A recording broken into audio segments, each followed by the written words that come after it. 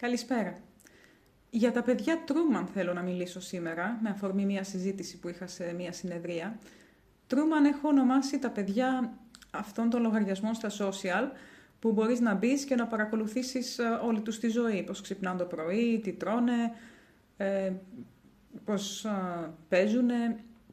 Τα ακολουθούν οι γονείς τους με τις κάμερες, τους κάνουν ερωτήσεις, συζητάνε πράγματα και το ζεις όλο αυτό, το βλέπεις. Και μου θυμίζει πάρα πολύ την ταινία, τη γνωστή ταινία, το The Truman Show. Τώρα, όταν το βλέπεις είναι κάτι, είναι χαριτωμένο. Και όταν το βλέπεις κάθε μέρα, σου γίνεται συνήθεια. Λες, για να δούμε τι έκανα σήμερα ο μικρός Κωστάκης και η μικρή Μαρία, οι οποίοι δεν έχουν κάνει κάτι που δεν το κάνει οποιοδήποτε δίχρονο, τρίχρονο, πεντάχρονο παιδάκι, αλλά είναι μια συνήθεια. Όπως ακριβώς και στο Truman Show που έβλεπαν όλοι στην τηλεόραση, με κομμένη την ανάσα, περίμεναν να δουν τι θα κάνει σήμερα ο Τρούμαν, τον αγαπούσαν, έτσι αισθανόμαστε κι εμείς, μια συμπάθεια για αυτά τα παιδάκια που τα βλέπουμε κάθε μέρα. Από εκεί και πέρα, θα ήθελα να μιλήσω λίγο για αυτά τα ίδια τα παιδιά και τι μπορεί να τους συμβαίνει. Ξέρω ότι έχω διαβάσει πολλά σχόλια από γονείς να ανησυχούν για την ασφάλειά τους. Δεν θεωρώ ότι κινδυνεύουν στο παρόν. Με την έννοια ότι εντάξει, όλα τα παιδιά και όλοι μας κυκλοφορούμε στον δρόμο, οποιοσδήποτε μπορεί να σε βγάλει μια φωτογραφία, να κάνει ό,τι θέλει με αυτή την εικόνα. Εξάλλου πλέον με το AI δεν χρειάζεται καν την εικόνα σου. Αλλά είναι αυτή η καθημερινή, η συνεχής εισβολή μέσα στο χώρο τους, στη ζωή τους, στην οποία δεν μπορούν να συνενέσουν. Δεν έχουν τη γνώση, έχουν μεγαλώσει αυτό το πράγμα, ότι έτσι, αυτό κάνουμε. Αυτό κάνουμε, ξυπνάμε, ό,τι και να κάνουμε, μας τραβάνει η μαμά ή ο μπαμπάς με την κάμερα, το ανεβάζουν στα social. Δεν έχουν συνείδηση τι σημαίνει αυτό. Δύο κομμάτια είναι που με απασχολούν. Το ένα είναι ότι αυτά τα παιδιά τα γνωρίζει ο κόσμος όταν βγαίνουν στον δρόμο και τα αγαπάει. Τα αγαπάει. Όταν το βλέπεις κάθε μέρα, τον αγαπάς τον μικρό Κωστάκη, όπως είπαμε, και τη μικρή Μαρία. Πολύ πιθανόν να έρθει κάποιος ξένος και να μιλήσει στη μικρή Μαρία. Εσύ σαν μαμά, σαν μπαμπάς, μπορείς να αισθανθείς απειλημένος, ότι γιατί μιλάς στο παιδί μου, είσαι μια ξένη.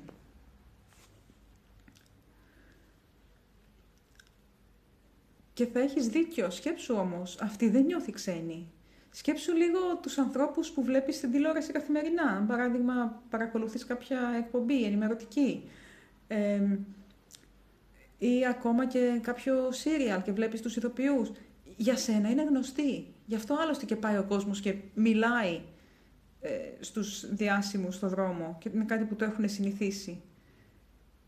Για αυτούς είσαι παντελώς άγνωστος, αλλά για σένα είναι γνωστοί. Είναι μέσα στο σπίτι σου, τους έχεις μέσα στο σπίτι σου κάθε μέρα. Νιώθεις οικία απέναντί τους. Οπότε θα πρέπει, από τη στιγμή που έχουμε αποφασίσει να κάνουμε τα παιδιά μας διασημότητες, να το αποδεχτούμε. Ο κόσμος έρχεται με πολύ καλή πρόθεση και τους μιλάει. Γιατί τα αγαπάει. Γιατί τα έχει κάθε μέρα μέσα στο σπίτι του. Εσύ τα έβαλες κάθε μέρα μέσα στο σπίτι του. Πρέπει λοιπόν να τα θωρακίσεις κατάλληλα, να ξέρουν ότι, εντάξει, μπορεί να είμαι 1,5 χρονών, μπορεί να είμαι 2,5, μπορεί να είμαι 5, αλλά είμαι γνωστός. Αυτή η κυρία με είδε χθες που έτρωγα το σάντουιτς και εκείνος ο κύριος ξέρει ότι προχθές έκλαιγα γιατί έσπασε το παιχνίδι μου. Και πρέπει να είναι κάτι που πρέπει να το αποδεχτούν, εφόσον θέλεις να συνεχίσεις να ζουν έτσι.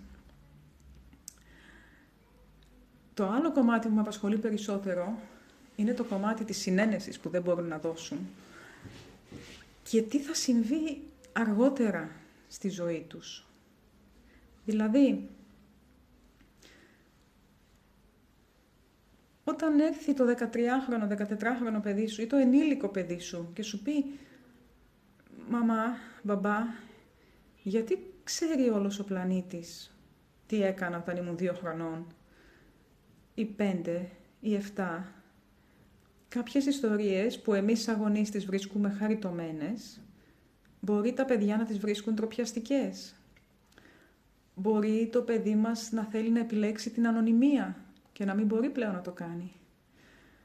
Μπορεί γενικώς τους αφαιρούμε το δικαίωμα της ιδιωτικότητας με το να εκθέτουμε καθημερινά τη ζωή τους.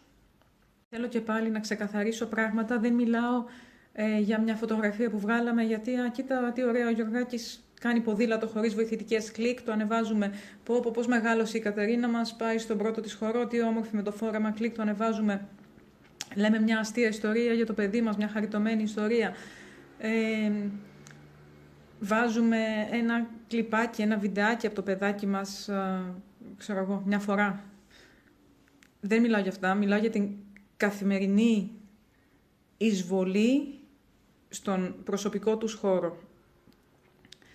Γράψτε μου στα σχόλια, παρακολουθείτε τέτοιους λογαριασμούς, το κάνετε εσείς οι ίδιοι, πώς το βλέπετε, πώς αισθάνεστε γι' αυτό. Θα χαρώ να τα πούμε, είναι πολύ ενδιαφέρον θέμα και είναι κάτι που συμβαίνει πολύ στις μέρες μας.